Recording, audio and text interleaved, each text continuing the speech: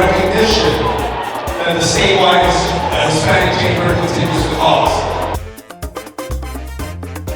Our Lifetime Achievement Award. Her name is Diane Gutierrez.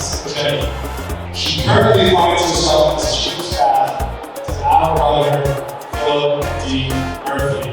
I want to thank, from my heart, Carlos Lee, the board of directors of the Chamber, for doing such tremendous honor. Thank you all so very, very much. Using her platform to advocate for social justice, promote diversity, inclusion, and support the Latino community.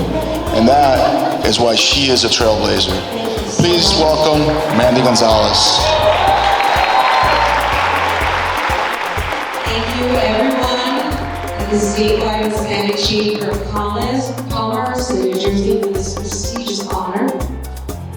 Traveler, there is no trail. The path is made by walking. Whether it's a trailblazer or lifetime achievement award, these are people that are creating the path not only for us, but for next generations.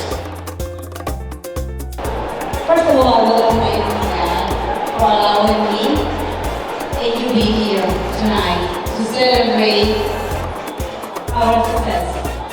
Thank you so much for this recognition. I want to